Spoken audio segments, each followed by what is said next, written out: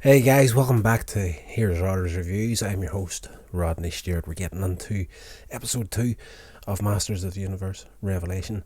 And this episode picks up. There's a big time jump here. At the moment, it's not too clear how far ahead in time we've went, but we do meet the sorceress later in this episode. And she looks like a really, really old woman. So it seems quite a bit of time has passed. And we see Tila has teamed up with another girl called Andra, and they are on a hunt for a magical glove. We're in a time now where Eternia is starting to starve itself of magic, and there's only little pockets of it in the planet, and this glove they're after is one of them. They end up fighting against Stinkor, and voiced by Jason Mewes. So you knew rightly, as soon as Kevin Smith was showrunner, he would have Jay of Jay and Silent Bob fame on there. So he voices that character. They beat him, get the glove, take it back to the person that hired them. They're scavengers, essentially. And while they're leaving, an old woman appears with the offer of a new job for them. And if you know the original He-Man, the Masters of the Universe, once you see this old woman, you're going to know straight away who she is. Before we go any further, again, spoilers. If you don't want the show ruined for you, go watch it first and come back and check out this episode. But the old woman sends him for a chalice. Of course, title of the episode, Poisoned Chalice. And she says there's no magical value to it, but it has sentimental value, belonging to an old friend of hers. That's the giveaway for people not in the know of who this old woman actually is. The chalice is at Snake Mountain. So as soon as Tila hears Snake Mountain, she's straight on there. You know, she's a very different person in this episode. Of course, at the end of the last one, she rejected her calling as the head of the guard, man at arms, all that sort of thing, left the palace, and she's more of a cynical character in this episode. So her and Andra head off, and some people have said that the relationship between these two might be, for lack of a better word, gay lesbian relationship. I'm not going to get into the whole gender politics thing on here and whatnot, and just the whole PC of what things are called these days. I just don't have the knowledge for all that sort of stuff. But, you know, you could look at it that way, and if it is, fair enough. And, you know, it just seemed to me to be very, very close friends.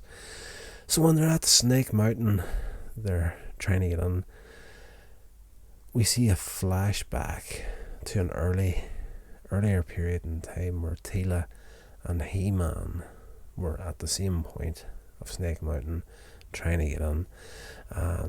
Nice little memory of He-Man while he was still alive, and He-Man and Tila fighting shoulder to shoulder. But when we come out of the flashback to the exact same spot where her and He-Man were trying to penetrate Snake Mountain, it looks a lot different now.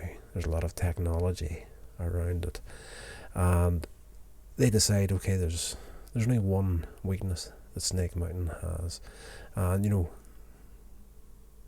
if we can't get through here, we're going to dig our way in. So they tunnel into Snake Mountain, and we discover that Triclops and Trapjaw are in there, and they've got like a cult going now. They have completely rejected magic, and they feel that was the downfall for Skeletor. He put all his faith in magic, whereas Triclops, the leader of this cult, says, you know, the only thing we've got true mastery over is technology, and he's worshipping this thing called the motherboard, and he's using the Poisoned Chalice and feeding his followers this kind of like mechanical sort of liquid that, you know, once they ingested, they start to change into robots. So these guys are about, they're almost like half human, half Terminators. And Tila and Andra end up fighting with these guys, and one of the followers that they see transforming, this fairly graphic transformation when he comes into a robot, his arm changes into metal and the hand splits apart, and he's got a small daughter there, and the hand opens up and this metal thing comes around with like a saw on the end of it. So this comes into play later on, and we actually see Trapjaw getting taken out with this. So it seems like he dies in this episode. There's a few other villains in there. The fight commences, and of course Tila and Andra end up escaping, and yes, they pretty much decimate the cult on the way out. Triclops doesn't look happy, but that's the last we see of him in this episode. They find the old woman again, and she's like, "You want to finish the job? Like, there's more than the one thing here. Like, we're gonna have to go to Grayskull to finish the job." And Tila doesn't want to go, but Andra talks her into, well, not so much talks her into, she kind of guilts her into going to Grayskull.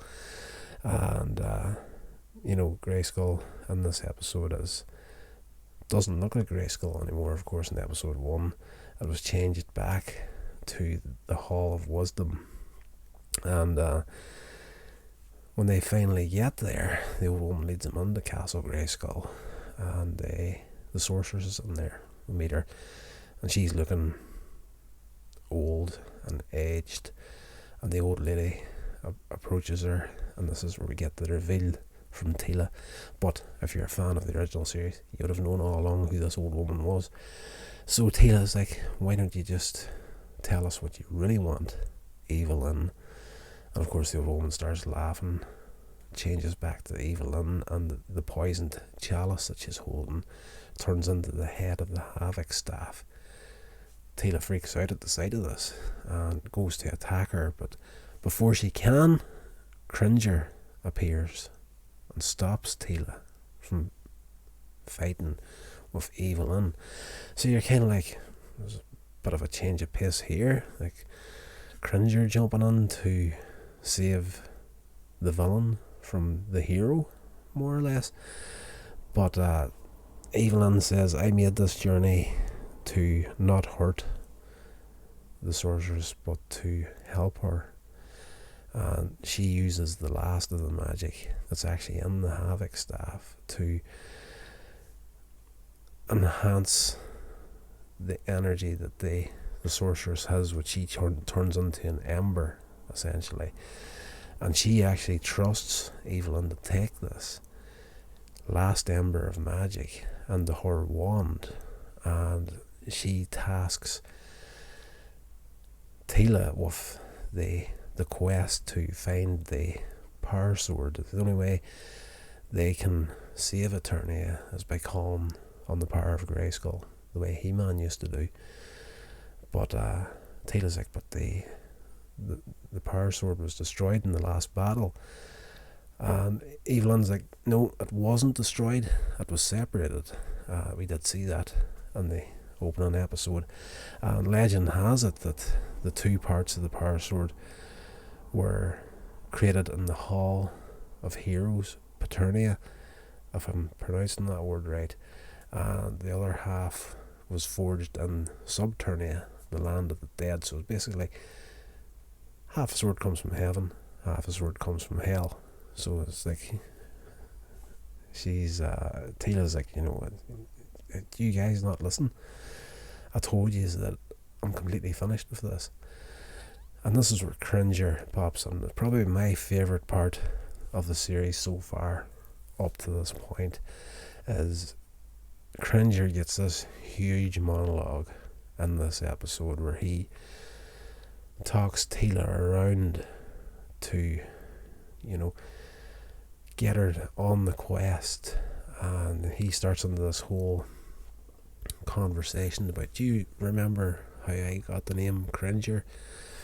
And it turns out it was Tila that started calling him Cringer, because whenever he was a small kitten, he was scared of everything, and she started calling him Cringer, and he goes through all these happy memories that the two of them have together, and she's still in the mind of, like he said, like, Adam, do you think he would have made the sacrifice that he made without knowing that you'd be here to protect Eternia? And she's like, turns out I didn't know Adam at all. And Adam says that, or Cringer says, like, Adam maybe didn't tell you about his secret of him being He-Man. I might have known that that his secret was him being He-Man, but he trusted you with his life and everything that he was, you're his protector, sort of a deal. So there's a nice moment between Cringer and Tila in this episode, and he does manage to break down the walls that she has up around her, and she agrees to go on this quest. And she's like, if we're going to reform the power sword, we're going to need someone with the more technical knowledge than what I have.